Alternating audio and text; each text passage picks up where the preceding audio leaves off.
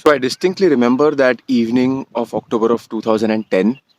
We had walked for 10 days through some of the most spectacular scenery of my entire life.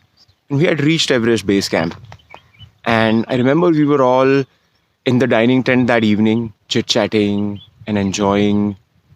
But one thing that struck me really hard was the moment I entered the dining tent, on the right hand side of the tent, there was this massive poster wall, and there were pictures of a lot of climbers who had lost their fingers, who had lost their toes. There were dead climbers, there were climbers who were being rescued, and I was a little bit scared. As a potential Everest aspirant, I kind of was a little worried that what kind of marketing tactic is this? So I sat down and I asked my expedition leader, Tim Rippel, that why have you put these pictures on the wall? It's almost as if you are trying to scare us not to come and climb Everest. And his words really struck me hard at that point. He told me, Kuntal, if you make any mistake on Everest, if there is any failure on Everest, your picture will end up on this wall. Keep that at the back of your mind. This is what Everest does every single year. It kills people, it injures people, and this is what happens time and time and time again. And so, someone who had fallen in love with Everest and someone who had promised himself to climb Everest, I was curious and I asked him, Tim, so what's the secret ingredient behind climbing Everest? You have been putting people on top of Everest for almost more than 20 years. What's the secret? And Tim's words struck me really, really hard. He told me, Kuntal, to climb to the top of the world, you need a top of the world body and you need a top of the world mind. And back then, in October of 2010, I had neither. And so, one of the first steps that I decided that I was going to kind of pursue to climb Everest was I wanted to do a mountaineering course. I quickly realized that I did not have any skills to climb Everest. So it made a lot of sense to get some skill, but more than that, become a reliable mountaineer, become a self reliant mountaineer, and become a mountaineer who would be an asset to a team and not any kind of a liability to a team. That was my complete mindset. So I signed up for this course, which was going to be run in the northern ice cap, the third biggest ice sheet on the planet in the Chilean Patagonia. So all of us, we were about 6 students, and we were going to be guided by 2 instructors. We all kind of landed in Chile, and we were in this remote small town, and then from there we were going to access the glacier. The idea was to do crossing of the entire ice cap from one end to the next end. And as students, we would be doing this for the first time. And while doing the entire crossing, we would be learning a lot of skills. We would be learning how to build anchors. We would be learning how to dig snow caves. We would be learning how to cook. We would be just learning every single skill that would be required for us to become strong mountaineers. And this was a student run course and an instructor guided course. So that was the whole concept. And when I had signed up for the course, there was this long laundry list of things that people had to do to qualify to get to this course. So there were things like you have to be able to climb 3,000 feet of a climb while wearing a 35 kg backpack at a certain speed, and that you should be able to do X, you should be able to do Y. And there was this long list of things that I had to be able to do before I signed up for the course. And I looked at the laundry list of things and I said, but I have walked to Everest Base Camp.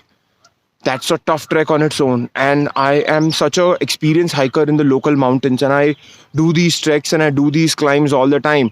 So I am just going to sign up irrespective. Even though they say that all this is required, I know, I am this amazing climber and amazing trekker and this amazing fitness enthusiast. And so I signed up for the course, and I landed in Chilean Patagonia.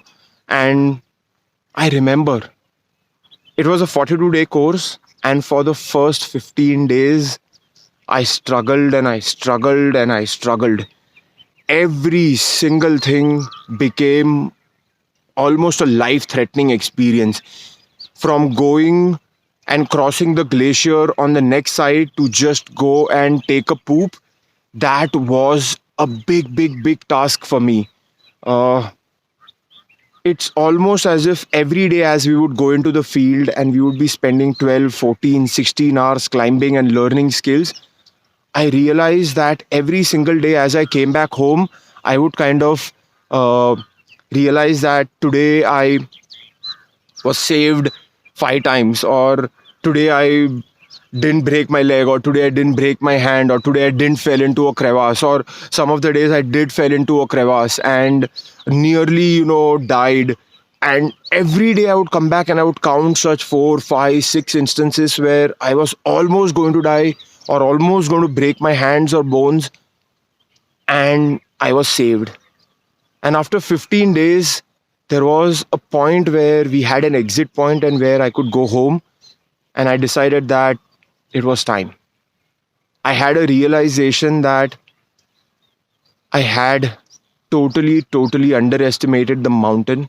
I totally underestimated the difficulty of the course. I had totally underestimated the overall experience. And on the other hand, I had overestimated my own abilities. And that was a big realization that happened to me. And I remember that evening, for the first time in my mountaineering career, it was a very short mountaineering career anyway, I actually ended up crying. I cried a lot, that it was a massive failure. I had spent close to some $10,000 to sign up for the course and for the travel fees and all those kind of things, and I had actually failed. So I went to my instructor and I said exactly this thing. I exactly said this line: I underestimated your course and I overestimated my abilities, and I have learnt my lesson. And I'm lucky to be alive, because given what had happened in the last 15 days, this is a pretty big thing that I'm alive. And I want to stay alive. I want to be able to climb mountains for all my life. And it does not make sense to continue on this course. I should not have been as arrogant when I saw the list of things that you folks had written that I should have followed. I should have followed that list, and I should have come here better prepared. I should have done justice to my journey. I should have set myself up for success better, and I did not do that. And I quit the course. I stayed alive. I learned my lesson. And this was one of the first biggest failures of my mountaineering journey. But this failure taught me one very important thing, that in some of the most crucial journeys of your life, you want to over prepare. And since then, that has always been my mindset. For the last decade or so, for every climb that go on, I am hyper prepared. I put in 150% of what I have. And that is what I also did for about 5 years in the run up to my Everest journey. And I remember signing up for an Everest climb in 2014, and I was super ready. I felt super strong. Unfortunately, on my attempt in 2014, 17 Sherpa guides ended up dying and my expedition was cancelled. So I had to turn around and I had to come back home. I kind of wasn't desired. Yes, the biggest dream of my life came kind of crumbling down in front of me. But I was like, I am alive. The mountain is still there. I can go back again if I want to. And that is what I did. I went back to climb that mountain in 2015. And this time things were going great. But on 25th April, we were hit by a massive earthquake, a 7.9 magnitude earthquake, one of the largest to hit Nepal in a century, and we were in middle of that. That earthquake ended up inducing a massive avalanche, and I still remember when I was standing and there were these people in front of me. They were all running towards Everest. And that's when I realized that the avalanche was behind me. And so I turned around, and then I saw that from the left of the sky to the right of the sky, like, you see this background, this entire background was just filled with snow and ice. It was almost like a massive tsunami of snow and ice that was coming towards me. And in that moment, I did not think that I was going to die. I was actually very certain that I was going to die. But we miraculously escaped death. And unfortunately, 10,000 people in Nepal lost their lives. And more than 21 people died at the base camp. More than 100 were badly injured. Gruesome injuries, like people breaking their bones, people breaking a lot of things. And it didn't make sense to climb the mountain. And so we canceled the expedition and we turned around and we came back home the next time. Came back home. And I had gone twice and had failed twice. Again, the most important learning for me was that I am alive. And this time I actually touched death and came back, miraculously escaped. And from that day onwards, I have realized that this life that I have is a bonus, is a second chance, and that I can't be wasting this life away. That this dream of mine, that this passion of mine, that standing on top of the world, that I cannot give up on it now. That I have to pursue it, that I have to go back again and I have to reach the top. Yes, I failed. Yes, I failed 2 times. But if I give up, regrets for rest of the life are only going to be mine, no one else's. So I decided that I was going to go back again in 2016 and climb the mountain again. And in 2016, I tasted success. On 19th May 2016 at 9:30 a.m. in the morning, I was standing on the very top of Mount Everest. I still remember there was this tear that was flowing down my eyes, and by the time it reached here, it was already frozen. It was minus 40 degrees Celsius. It was cold.